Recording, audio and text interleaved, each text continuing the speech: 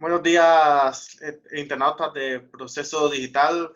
Estoy aquí con la doctora del Instituto Nacional Cardiopulmonar del Tórax, la doctora Silvia Pazosa. Doctora, eh, ¿cómo ha estado? ¿Cómo ha estado la atención de pacientes en el tórax? ¿Se ha visto una disminución o cómo estamos? Muy buenas. Sí, en las últimas semanas hemos visto una disminución muy importante en la cantidad de ingresos, pero no quiere decir que no nos estén ingresando todos los días. Estamos viendo un promedio entre 4 a 6 ingresos diarios.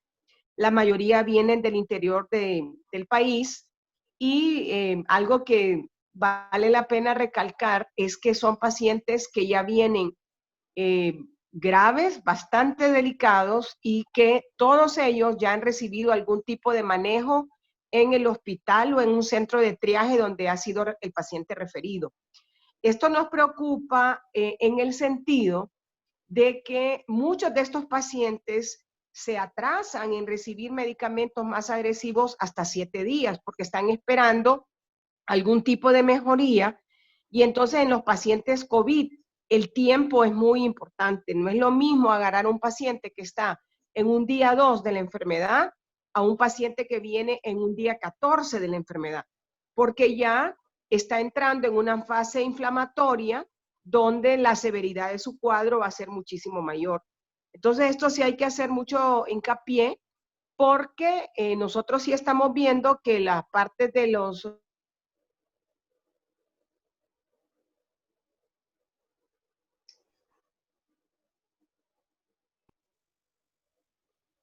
Ay,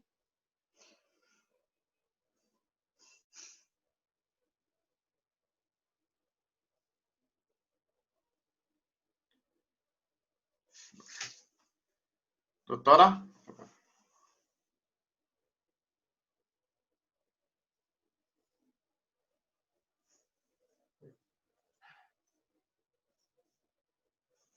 me doctora, mira, no, aló, no, y no, sí usted la escucho, pero tampoco, no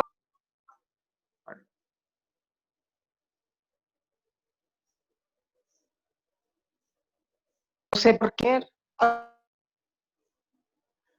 la veo, pues no la escucho. Bueno, ahora regreso.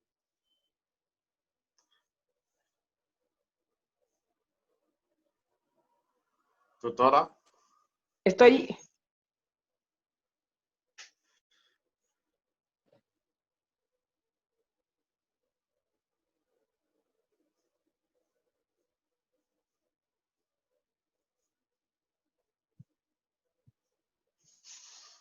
De, yo lo escucho, pero no sé si usted me logra. ahorita Comentaba era que estamos viendo muchos pacientes referidos de los hospitales regionales que vienen bastante severos. Eh, eso significa que ya, por ejemplo, aquí los ingresos de aquí provenientes de la capital se han reducido, sino que ahora la problemática está en el interior del país, ¿verdad? Probablemente sí, igual vienen algunos casos de Tegucigalpa, pero definitivamente no es tanto. Muchos de ellos están siendo manejados en los centros de que le iba a decir, muchos de estos pacientes no quieren venir a los hospitales y sí hemos tenido reportes de pacientes que han fallecido en sus casas. Entonces vamos a tener esta cantidad de pacientes que vienen del interior y también vamos a estar viendo pacientes post-COVID que ya están viniendo a las consultas de aquellos pacientes que han tenido COVID y que todavía tienen secuelas de esta enfermedad que es bien importante también. ¿Qué tipo de secuela, doctora? Mire, estamos viendo básicamente los problemas pulmonares de que el paciente viene con mucho cansancio, viene con mucha limitación al ejercicio. Estamos viendo mucho paciente que viene con dolores de cabeza, insomnio, dolores musculares, viene inclusive con una lentitud para pensar, muchos casos de depresión y también estamos viendo mucha patología cardíaca también asociada a estos pacientes. Y también casos muy severos de que a pesar de que estos pacientes se van con anticoagulación para evitar trombos, hacen eventos trombóticos y tienen que volver a ser hospitalizados estos pacientes. Se ha visto casos, ejemplo, estas graves secuelas, inclusive puede causar la muerte, doctora, en casos extremos. Sí, no, definitivamente, mire, con esto del COVID todavía no sabemos nada de esto. Estamos viendo que no solamente pasa la fase aguda de la enfermedad, sino que estamos viendo la fase crónica. Y en la fase crónica, eso todavía nos falta verla porque estamos tiernos con todo lo que es la evolución. Sí vemos que a nivel pulmonar aparecen 3 tipos de patologías. Uno es que les da mucha hiperreactividad bronquial, así como que son asmáticos. La 2 es que les da una fibrosis porque el paciente queda con el pulmón rígido, no lo pueden expandir completamente y con mucha daño, por tanto, el COVID que les da en el parénquima de los pulmones, como también las altas concentraciones de oxígeno también da un daño en el pulmón y produce esta fibrosis y también muchas bulas hacen que los pulmones también se colapsen y entonces sea muy difícil de poder manejarlos. Bueno, cuando un paciente es declarado recuperado de COVID, ejemplo, que su sistema queda debilitado, inclusive puede posibilidad que cualquier enfermedad le puede inclusive provocar la disfunción, doctor. Ellos vienen con una debilidad muy marcada, definitivamente que sí. Son pacientes que se van a tener que cuidar mucho desde 3 aspectos. Uno es el aspecto nutricional, porque ellos pierden muchísimo peso, pero pierden hasta 35 libras cuando están hospitalizados. Esto es bueno en el sentido de que viene mucho paciente obeso, pero aquel paciente que no es obeso y pierde 35 libras, imagínese usted cómo queda. Y esto es por la hipoxemia crónica que el paciente tiene, que hace un catabolismo muy marcado. 2, tiene que tener un manejo psicológico y psiquiatra, porque son pacientes que quedan con muchísimo miedo, con muchísima depresión. Y la última es que tiene que haber un manejo de rehabilitación, tanto pulmonar como muscular, para volver a hacer que estos músculos queden nuevamente funcionando poco a poco, porque esto tampoco se puede hacer tan drástico. ¿Qué tipo de rehabilitación, doctora? Hay que volverlos a enseñar a respirar, no solamente con los pulmones, sino que sepan utilizar otros músculos que les aporte mayor estabilidad. Por ejemplo, los rehabilitadores los tienen que enseñar a utilizar otra vez los brazos, a utilizar las piernas, los músculos de la espalda, los músculos abdominales y aprender a utilizar el diafragma, porque quedan con una debilidad muy marcada. Entonces son movimientos respiratorios que los tienen que empezar a hacer muy lentamente, porque tampoco van a ponerlos a que anden caminando 15 minutos porque el paciente no va a poder, se va a desaturar y se va a deprimir más. Entonces son medicamentos de bajo impacto que los van a tener que usar, empezar a utilizar, perdón, en sus casas, en sus cuartos, a que caminen aunque sea minutos, y la importancia de involucrar a la familia es vital, porque son pacientes que van a necesitar el apoyo de la familia. Y en el aspecto nutricional y psicológico, doctora, ¿cuáles serían las recomendaciones, ejemplo, para un paciente recuperado? Mire, en la parte de la dieta, aprender a comer más nutritivo, más saludable, no tanta comida chatarra, ni tanta comida grasosa, sino que con más vegetales, más comida que tenga mucha fruta, la alimentación de las carnes blancas, si se puede, y la parte de los psicólogos es esta terapia de hacerlos sentir que ellos son valiosos, que no son una carga para la familia.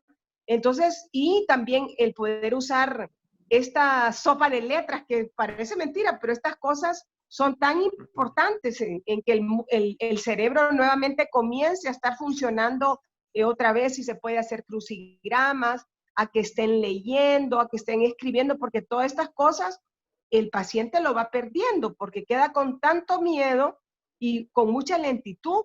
Entonces son cosas que vaya estimulando, otra vez como niño, ¿verdad? A estar haciendo ejercicios cerebrales, digámoslo así, para que su capacidad cognitiva vaya nuevamente estimulándose. Doctoras, ¿han tenido casos, de ejemplo, de pacientes que han regresado porque se han complicado su salud, ¿verdad? Sí, hemos tenido, no han sido muchos, pero sí hemos tenido como 3 pacientes que han regresado complicados después de un post-COVID, y lo peor, ¿sabe qué? Es que ellos no quieren volver a la sala COVID. Y en el hospital, lamentablemente, en este momento, prácticamente el 100% son salas COVID.